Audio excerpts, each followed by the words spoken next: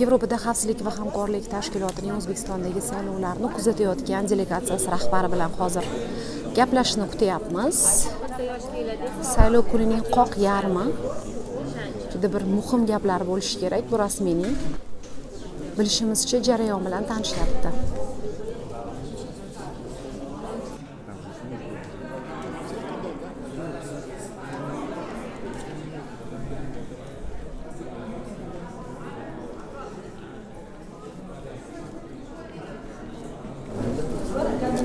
Qo'shimcha ro'yxatni ko'rsa bo'ladi. Ya'ni qo'shimcha ro'yxatda yo'li, lekin qo'shilib kelgan ro'yxatda bor.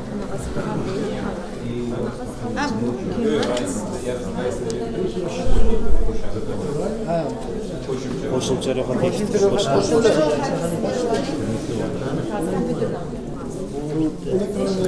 Yevropada Xavfsizlik va Hamkorlik Tashkilotining O'zbekistondagi saylovlarni kuzatayotgan delegatsiyasi rahbari hozir Toshkent shahridagi 882 ovoz berish uchastkasidagi vaziyat bilan tanishyapti.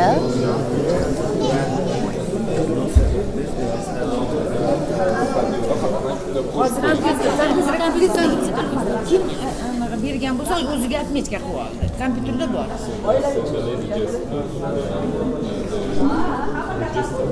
But they also have it. Entered into the database.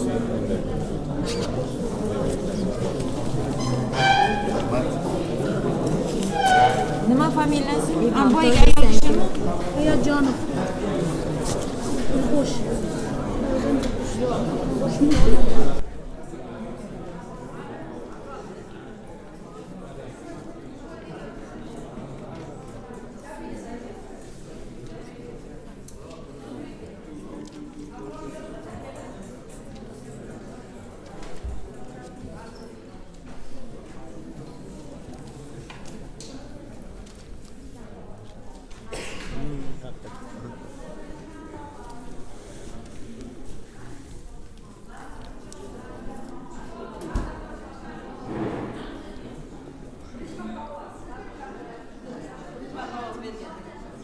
Assalamu alaikum. We are happy to see you all. Мы очень рады всех вас видеть. Today, the OSCE ODIHR Election Observation Mission for the Uzbekistan parliamentary elections is working across the country. Сегодня миссия наблюдателей за выборами в Али-Маджлис от ОБСЕ в ДИВЧ работает по всей стране. I am here in the capital, but we have 222 observers from other countries. We have also been joined by 45 members of the Parliamentary Assembly, members of Parliament. And together with the team from Tashkent and the long-term observers who are observing in all the regions, we are 316 people observing. This is the first time we have such a big mission in Uzbekistan. Я сейчас нахожусь в столице, но у нас работают 222 краткосрочных наблюдателя по всей стране. Также у нас 55 представителей, это парламентарии, представители парламентской ассамблеи ОБСЕ. И вместе с долгосрочными наблюдателями, которые также работают по всей стране, и с основной командой миссии, мы составляем 316 человек, наблюдателей, те, кто участвует в наблюдении за выборами. Это впервые в Узбекистане такая большая цифра. And the observers are from 37 countries of the OSCE region. И наблюдатели в общей сложности из 37 стран, представлены из 37 стран, стран-участниц ОБСЕ. Можно задать вопрос? Question here. Бюллетень голосования должна быть якобы против всех. Как она думает? So what is your take on the if this should be a point there in the ballot against everybody? Should they call So them call against, it against all everybody, the election all being bulletin? election vote? Against all. The checkbox The against checkbox all. against all in the ballot. What do you think? That Just is- your opinion. That is an option that exists in some countries. To tell you the truth, I have never seen it. you can hold good elections without that option. Такой вариант, такая возможность присутствует в некоторых странах, графа против всех, но скажу вам честно, лично я никогда не наблюдал, не видел такой графы, и я считаю, что выборы могут быть хорошо организованы и без этой графы. What about write-in candidate, like in USA, write-in candidate? An independent candidate? Yes. Как насчет независимых кандидатов? When OCODIA reported on the previous elections, the presidential election in 2016 and the parliamentary elections, they made recommendations, and one of the recommendations was that this option should be possible. It is a recommendation because it is one of the OSCE commitments to allow independent candidates. And your opinion, what do you think about it?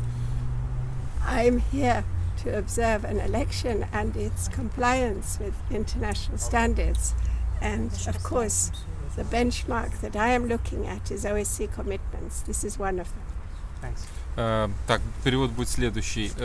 Значит, во-первых, миссия наблюдателей находится в стране, чтобы наблюдать за выборами и наблюдать за тем, соблюдаются ли те международные стандарты, обязательства, которые также в Узбекистана есть как члена ОБСЕ.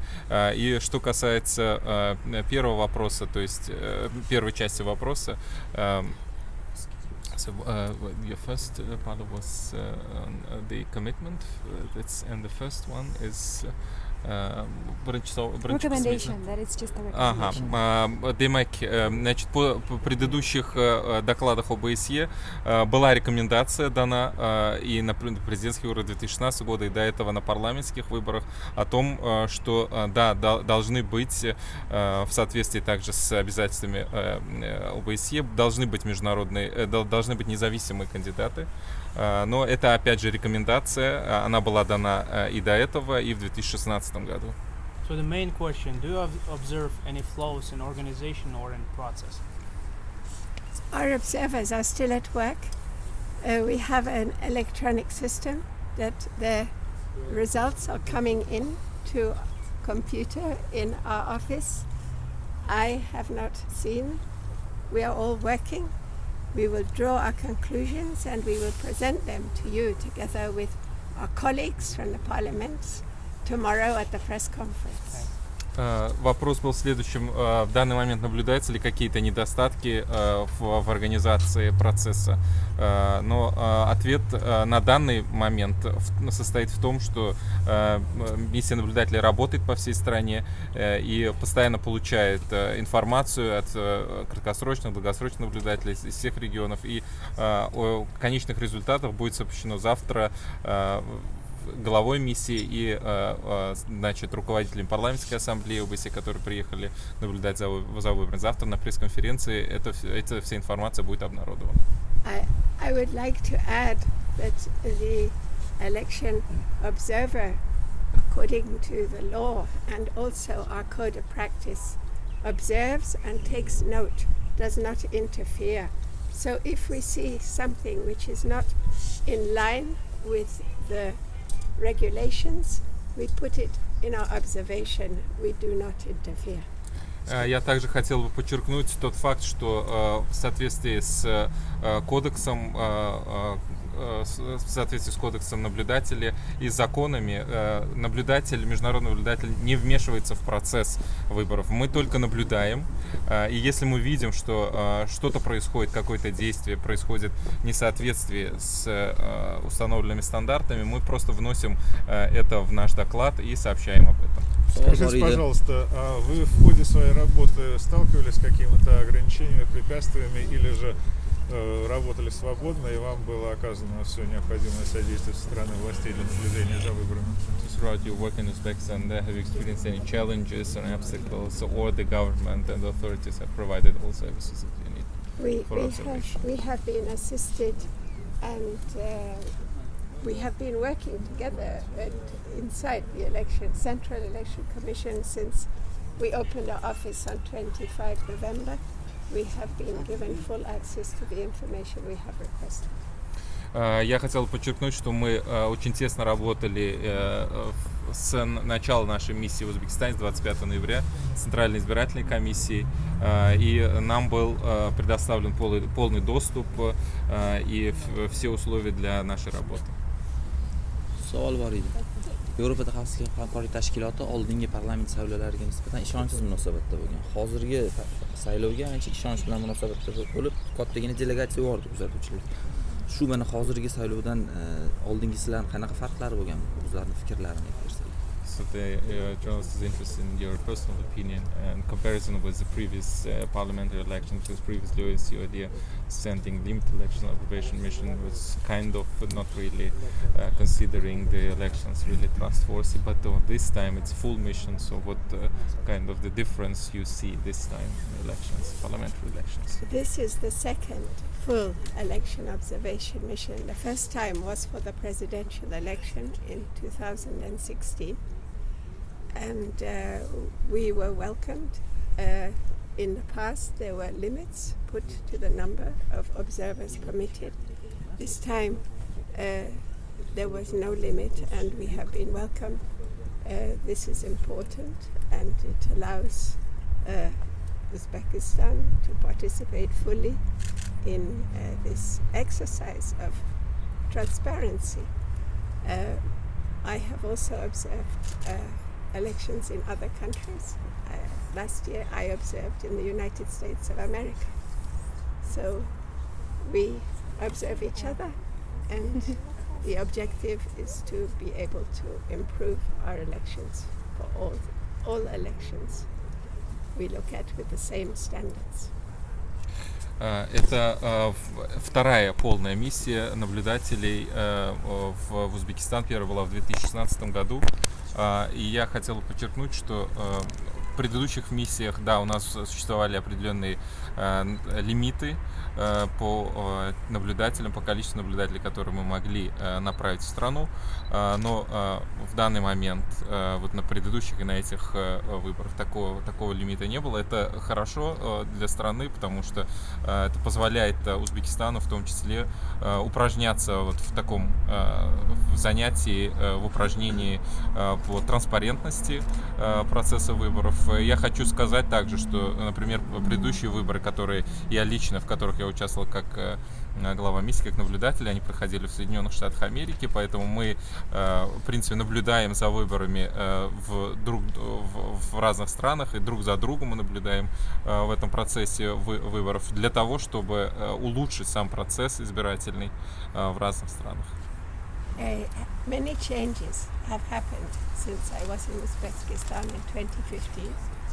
There is a new election law. This was a recommendation, and a new law has been written.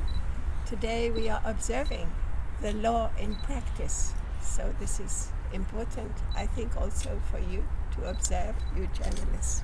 What is the concrete effect of the new law? Я наблюдаю целый ряд изменений в Узбекистане по сравнению с 2015 годом, когда я здесь тоже участвовала в наблюдениях за выборами. И в частности было принято новое законодательство по выборам, новый кодекс избирательный. И сегодня мы наблюдаем за тем, как этот кодекс работает на практике. И я думаю, что вам, журналистам, для вас, журналистов, это также, наверное, могло бы быть интересным наблюдать за тем, как эта работа на практике осуществляется. Can you see any differences in the election between Uzbekistan and in your home country? All elections are different, but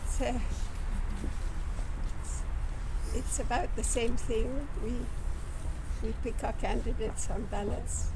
Different countries have different election systems. The United States, they use machines. In Europe, they use paper ballots, like in Uzbekistan. So it is a system with many similarities, but local differences. Вопрос был в том, есть ли разница между выборами, организацией выборов в Узбекистане и, например, в стране, откуда глава миссии прибыла. И ответ заключается в том, что выборы, они сами по себе могут отличаться. Есть такие местные специфические особенности. Например, в Соединенных Штатах машины ведут подсчет, в Европе, так же как в Узбекистане, это обычно люди, и это бюллетени, да, это бумага, бюллетени на бумаге. И в этой связи, ответ в том, что, да, собственно говоря, принцип один и тот же. Мы выбираем кандидатов из предложенных, в этом сходство. А разница в том, что процесс может быть по-разному, исходя из, опять же, местной специфики, по-разному организован. So is there a difference between observing parliamentary elections versus presidential elections? Because parliamentary elections are basically, they require grassroots work. You have hundreds of candidates, whereas for presidents, at least in this country, you had a very narrow group of people. What are the challenges? How do you gauge, how do you organize your observation? You're right. It's going to be more of a challenge, especially at the count, because there will be 3 elections counted simultaneously. It will take more time, but we are confident that we will be able, with a representative sample of observations of the count and voting across the country, to be able to draw some statistically significant conclusions about the conduct of the elections. It is our hope that our analysis and our assessment will be useful for the people of Uzbekistan. Have you met President Mirziyoyev? Have you spoken to him? I had this pleasure together with my deputy, and he explained to us the importance of this election for him and his country. Thank you. This was from VOA, by the way, Nabahori Mamova. Please. We hope to interview you eventually at the end of this process. We will be here until 29th of December. Great. So we will be here for after, in order to, if there are complaints, we will be assessing what happens to them, and we will begin work on our final report, which will come out next year with recommendations. Короткий перевод, да, наверное. Вопрос был первый связан с организацией, насколько есть разница между президентскими, да, и парламентскими выборами. Ответ заключается в том, что выборы, конечно, в парламент, они более сложны в том плане, что нужно больше времени для подсчетов. Здесь проходят 3 уровня голосования: в Али-Маджлис, в областные кенгаши, в городские и в районные. Поэтому ожидается, что, наверное, потребуется больше времени для подсчета, но совместно с командой, которая ведет подсчеты, в том числе с сотрудниками миссии, которые работают в ДИПЧ-ОБСЕ, мы надеемся, что наши подсчеты, методологии, подсчеты, цифры, они будут полезны в конечном итоге для людей Узбекистана. И следующий был такой follow-up. Следующий вопрос был про встречу с президентом. Удалось ли встретиться с Шавкатом Мирзиёевым? И ответ был да, что глава миссии говорит, что она удостоилась чести встречи с руководителем страны, который сказал о том, что данные выборы важны очень, и почему они важны для него, в том числе и для страны, для Узбекистана. И следующий такой тоже был мини-вопрос о том, что, да, возможности интервью, и в связи с этим глава миссии сказала, что мы будем присутствовать здесь и после 22 декабря до 29 декабря миссия будет присутствовать в Узбекистане, будет наблюдать за тем, как после выборов, какие будут изменения, возможно, какие-то еще моменты, на которые нужно обратить внимание. И уже в следующем году будет окончательный доклад предоставлен с рекомендациями в ДИПЧ-ОБСЕ.